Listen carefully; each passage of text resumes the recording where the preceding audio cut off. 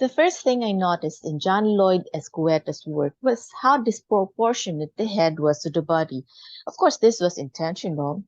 I was about to think of what the 18-year-old artist wanted to say with his woman portrait when I noticed the sibuyas.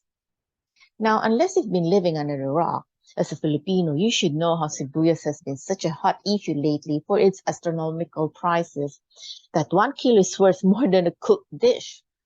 It has since spawned some Pinoy humor, marketing gimmicks, and even a case of smuggling for a cabin crew if it were not for the protests of netizens and senators.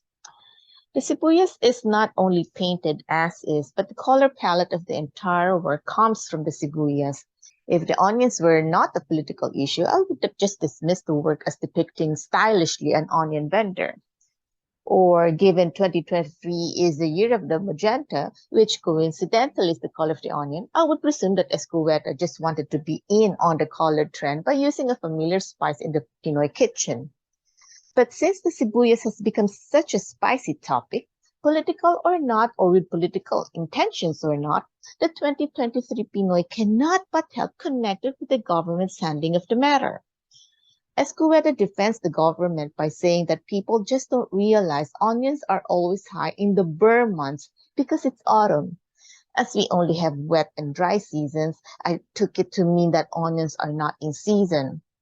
I don't know much about agriculture and governance, but I think his message adds to the indictment because if an 18-year-old kid knows that, surely the government knows it as well and should have done more to make the public avoid crying even before slicing an onion.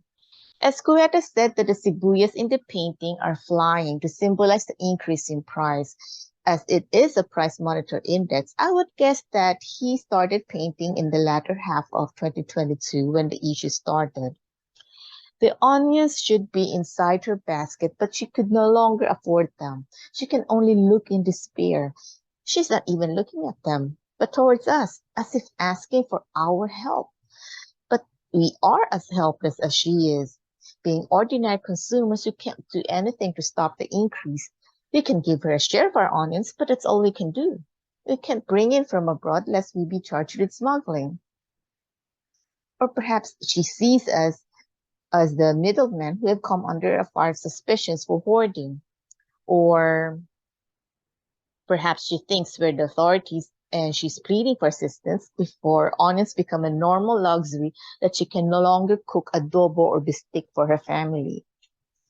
Some artists and enthusiasts abhor anything political in art, but if art is supposed to paint life, then nothing should be beyond its scope.